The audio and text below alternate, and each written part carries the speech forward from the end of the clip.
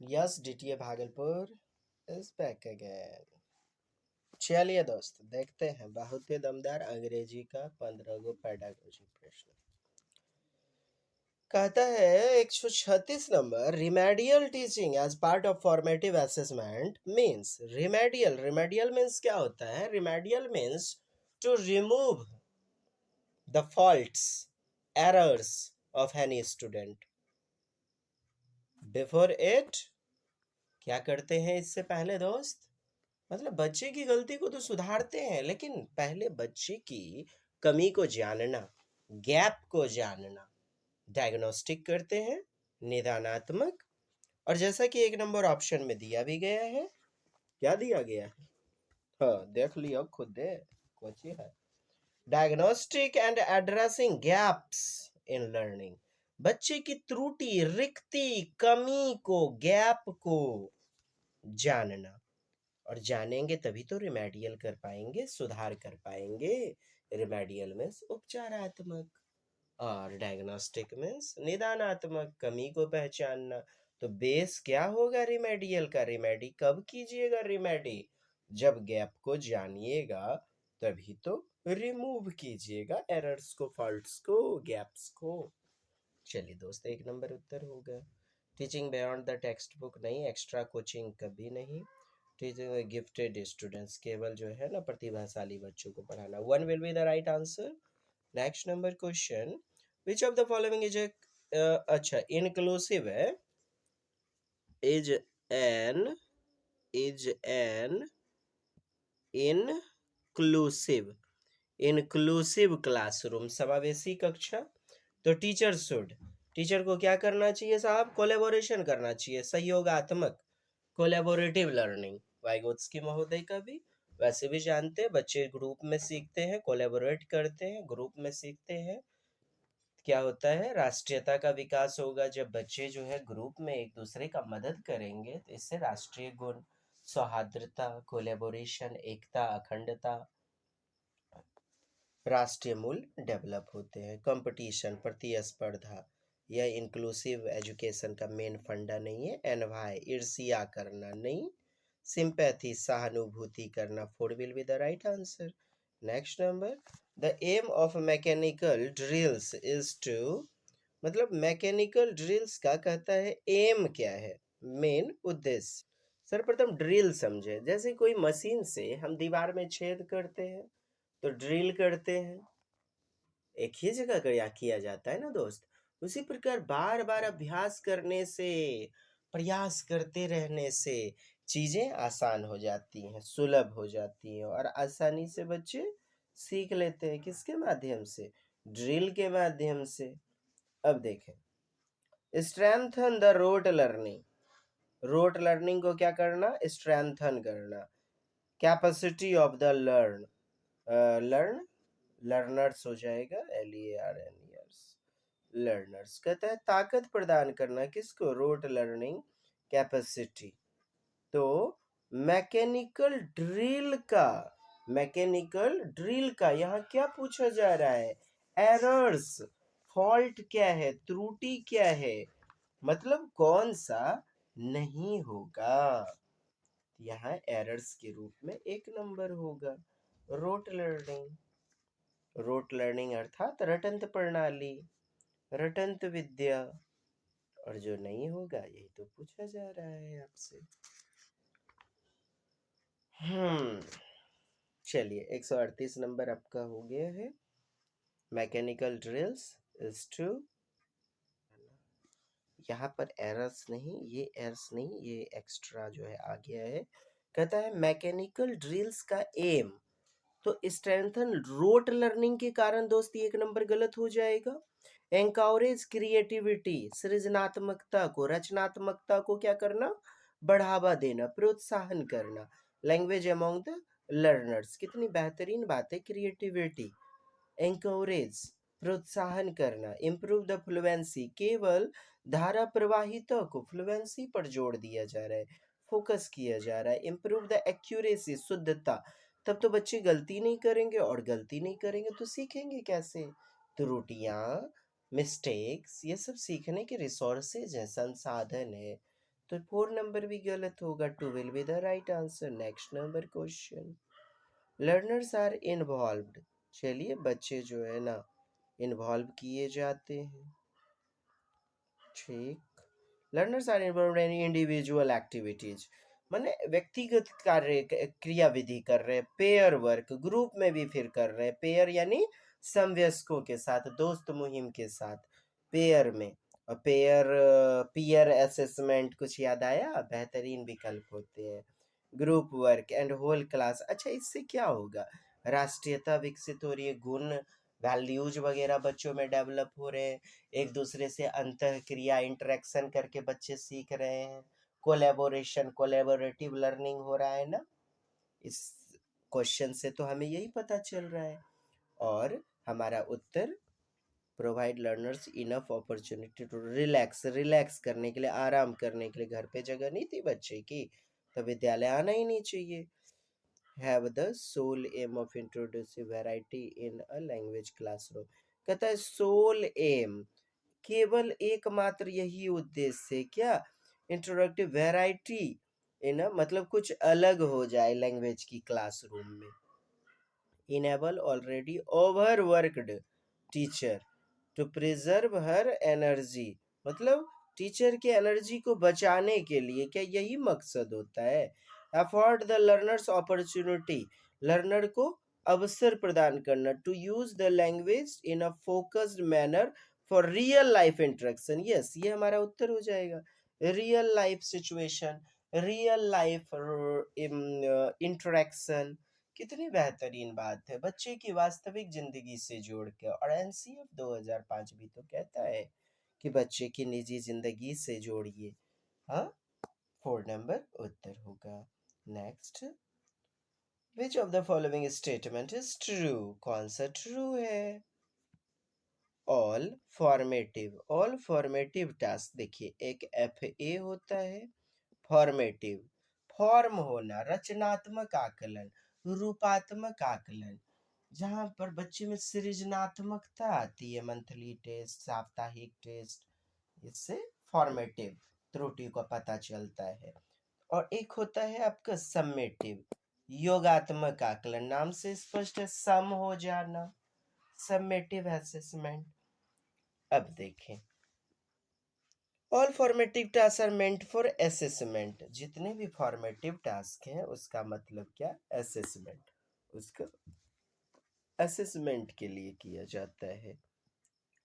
Formative assessment to be effective must be conducted only after teaching a lesson, जब जो है कोई भी जो है लेसन को पढ़ा रहे हैं तभी, और वैसे भी ओनली लग गया तो गलत होगा।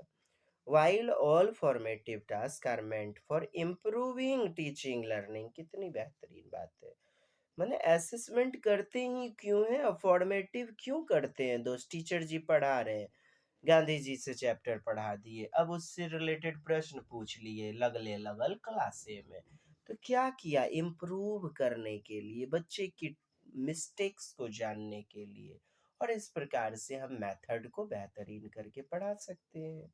3 नंबर उत्तर हो जाएगा। ग्रेड कह रहा है 4 नंबर, मार्क्स ग्रेड नंबर इसी के लिए नहीं बच्चे पढ़ते हैं, बच्चों में सृजनात्मकता आए, क्रिएटिविटी आए, यह मेन एम होना चाहिए। 3 नंबर उत्तर होगा। Next, when young learner seem to lose interest, बच्चे क्या है ना रुचि खोते जा रहे हैं, तो टीचर की पढ़ाई में दोष है ना दोस्त। अटेल, तो कैसे टीचर को शुड पढ़ाना चाहिए, टेल अ स्टोरी और कंडक्ट एन इंटरेस्टिंग एक्टिविटी, कितनी बेहतरीन है, रुचि के सिद्धांत के साथ, इंटरेस्टिंग गतिविधि के साथ बच्चे को जोड़ के पढ़ाइए, इससे बच्चे में इंटरेस्ट जो लूज हो गया है, खोता चला गया है, वो फिर से बन जाएगा। Ask them to sit quietly, चुपचाप बैठने को बढ़ावा देना। Allow them to go out to play, मैंने बाहर जाओ और खेलो, पढ़ाई कुछ करबे मत करो, सूत जाओ, स्लेप करो, दात तेरी के मजाक कैले है का हो। 142, द राइट ऑफ चिल्ड्रन, मतलब आरटीई से जो आपका प्रश्न है, आरटीई 2009, 6 से 14 वर्ष के बच्चों का निःशुल्क शिक्षा का अधिकार अधिनियम 2009। अब देखिए, has included all around development, बच्चे का चहुमुखी विकास ना, of the children as one of the aim of education, because एक प्रकार का जो है ना उद्देश्य है कि बच्चे का चहुमुखी विकास हो। तो ऐसा क्यों? क्योंकि it nurtures the physical, mental, emotional aspect of children. Yes, nurture पोषण करता है बच्चे के शारीरिक, मानसिक, सांवेगिक हर एस्पेक्ट, हर नजरिए से बच्चे के फिजिकल का, मानसिक, शारीरिक सारा विकास करता है सब क्षेत्र से। बहुत अच्छी बात है। Ensures that help child is a part of work force. Work force का जबरदस्ती काम करवाने वाले जो है ना कार्य, श्रम का एक भाग होता है। Every child grows rapidly between 6 to 14, मतलब 6 से 14 वर्ष के बीच में तरातर घपाक घपाक बढ़ जाते हैं हन करके। यही होता है मेन चीज। Proper health care is essential, मतलब प्रॉपर हेल्थ केयर मेन रूप से पढ़ाने की बात है, यानी कि मानसिक, शारीरिक, मैंने हेल्थ केयर शरीर से जोड़ा, फिजिकल से जोड़ा, जबकि सब रूप में बच्चा विकसित करे, बेहतरीन जो है उसका विकास हो। आप जानते भी तो हैं दोस्त, ड्राइंग का पीरियड, नुक्कड़ नाटक, खेल की गतिविधि, भाषण प्रतियोगिता, role play, drama,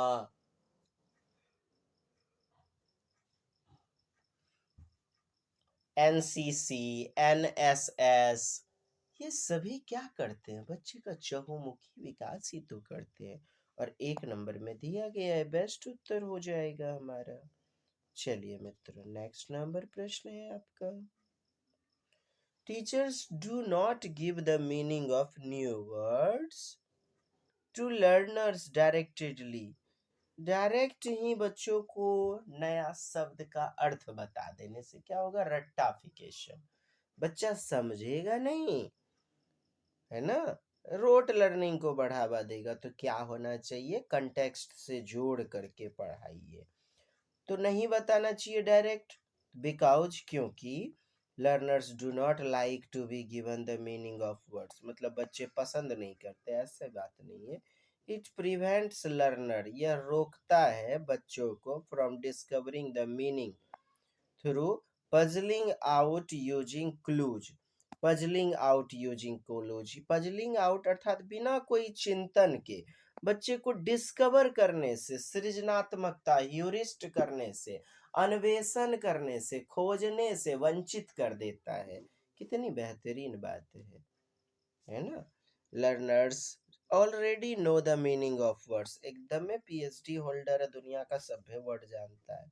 vocabulary will not be enriched, अच्छा वोकेबुलरी जरूरी नहीं है, ऐसी तो बातें नहीं है। Which of the following is an instance of non formal learning. लीजिए, एक होता है फॉर्मल, जहाँ फॉर्म हो, नियम कायदे कानून, औपचारिक गतिविधि, तो विद्यालय की बातें जहाँ नियम, स्ट्रक्चर और घर का माहौल। बोल बेटा, से अनार, भूम भूम। नॉन फॉर्मल, अनौपचारिक वातावरण, अनौपचारिक।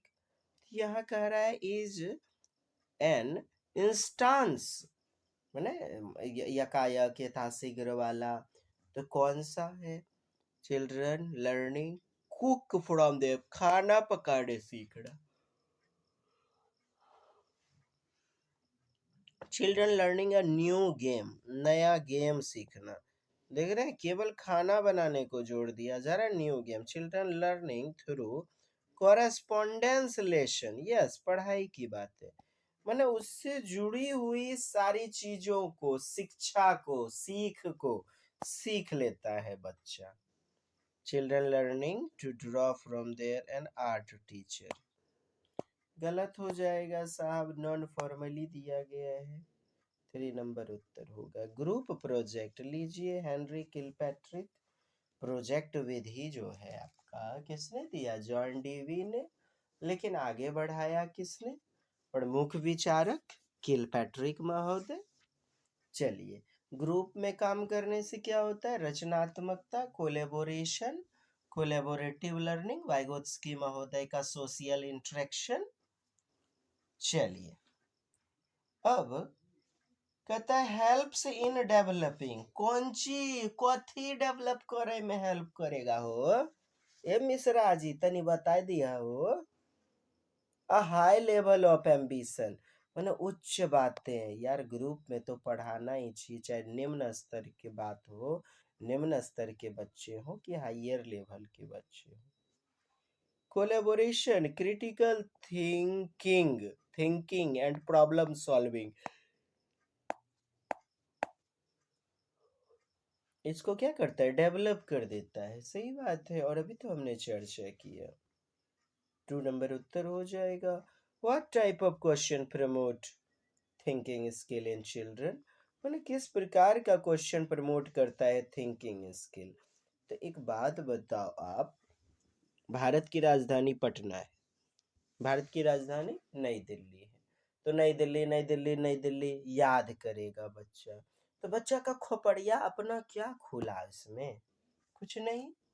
तो बात मेरी इतनी है दोस्त, वैसे प्रश्न बढ़िया होते हैं जिसके उत्तर अनंत हो, जो अलग अलग ढंग से सोचने पर आधारित हो, चिंतन करने पे, creative thinking, open ended thinking, divergent thinking, अपसारी चिंतन, जिसके अनंत उत्तर हो।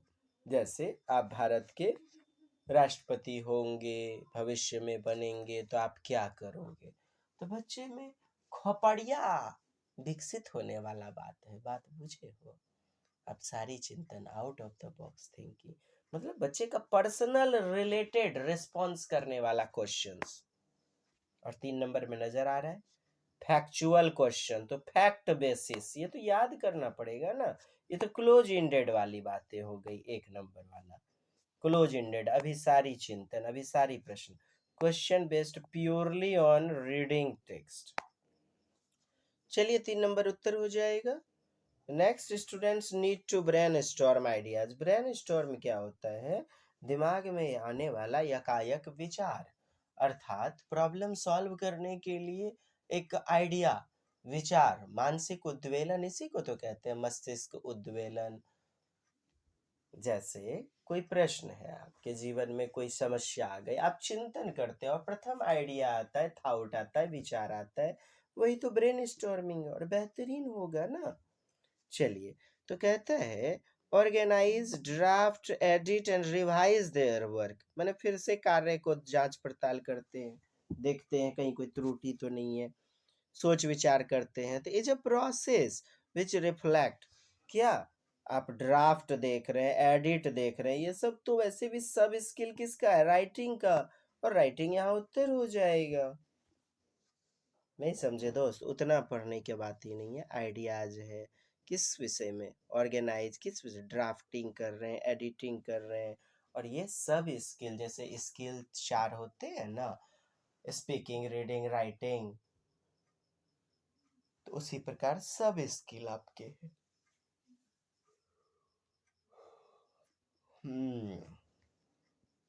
चलिए, हमारा 4 नंबर हो जाएगा, राइटिंग से रिलेटेड है। Next, teacher helps learner construct their knowledge in English by, मैंने बच्चा कंस्ट्रक्ट करे, कंस्ट्रक्टिविज्म, क्या जीन पियाजे भी कहते हैं, बच्चा नन्हा अन्वेषक होता है, खोजी होता है, खोज करता होता है। अब देखिए, तो कैसे नॉलेज को आप जो है ना मन बढ़ावा दीजिएगा, कैसे कंस्ट्रक्टिविज्म को बढ़ावा दीजिएगा? तो giving the learners a lot of assignment and project, मैंने खूब ज़्यादा से ज़्यादा असाइनमेंट दे दीजिए, प्रोजेक्ट दे दीजिए, मच प्रैक्टिस। इससे क्या होगा? कंस्ट्रक्टिविज्म थोड़े आएगी बच्चे में, ज़्यादा से ज़्यादा बेहतरीन वाला।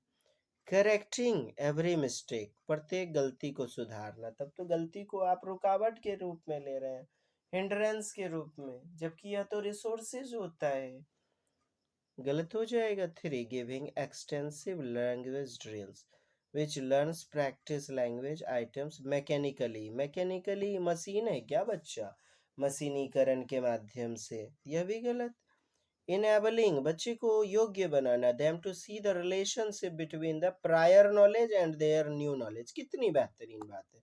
बच्चे का प्रायर नॉलेज, पूर्व जो भी अधिगम है, पूर्व नॉलेज है, और नई परिस्थिति का नॉलेज, उसको एक दूसरे को सामंजस्य बैठाना, रिलेशनशिप बैठाना, तो बच्चे खुद से पूर्व जानकारी से जोड़ करके, प्री नॉलेज से जोड़ करके बच्चे बेहतरीन ढंग से कर पाएंगे और हमारा उत्तर हो जाएगा 4 number.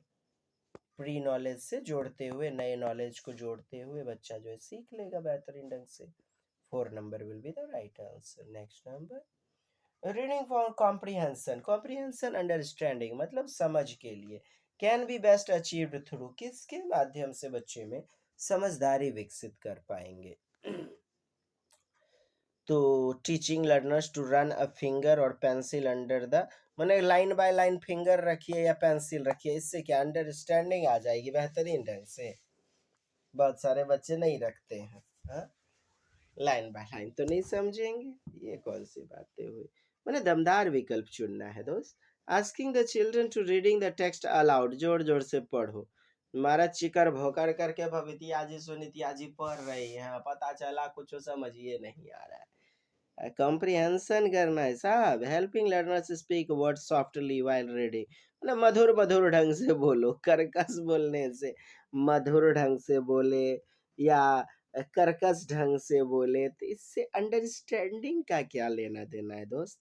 Learners reading silently and asking comprehension questions, understand पर आधारित बच्चा क्या कर रहा है, साइलेंटली पढ़ रहा है और फिर क्वेश्चन को पूछ रहा है, तो बच्चा कहीं ना कहीं समझने की कोशिश कर रहा है तभी तो। और 4 नंबर उत्तर होगा। Next and last, a text book describes a domestic scene. Text book में क्या दिखाया है, घरेलू वातावरण को दिखाया गया है, ठीक है। Which shows the father cooking in the kitchen, पापा जी किचन में काम कर रहे हैं। तो आप देख रहे हैं ना, पापा जी एक्चुअली मेल पर्सन बाहर का काम करते हैं और फीमेल जो है खाना पकाना, कढ़ाई बुनाई इत्यादि। लेकिन यहाँ जेंडर के विरुद्ध जाया जा रहा है ना, जेंडर पक्षपात को दूर करने वाली बातें। Father cooking in the kitchen, the mother coming from work. देखिए मम्मी जी काम करके आ रही है, हाँ नीतीश जी सरकार का होगा कुछ जी। एंड देयर सन स्यूइंग, और बेटा सिलाई कढ़ाई कर रहा है। तो आप देख रहे हैं ना, रिमूव कर रहा है जेंडर बायस, मैंने लिंग पूर्वाग्रह, जेंडर स्टीरियोटाइप के प्रति कड़ा प्रहार है। मैंने लिंग समानता है, असमानता नहीं, बायस यानी असमानता, पूर्वाग्रह, रूढ़िवादिता। 3 नंबर उत्तर होगा हमारा। चलिए दोस्त, कक्षा अच्छी लगी होगी, कृपया सब्सक्राइब करेंगे, शेयर करेंगे, मदद करें दोस्त। वो कहते हैं ना, आप 1 पैसा दोगे आपको 10 पैसा देगा, कौन, देख लीजिए, पता कर लीजिए। मिलते हैं पुनः नेक्स्ट क्लास में। आज के लिए इतना ही, तब तक के लिए जय हिंद, जय भारत, वंदे मातरम।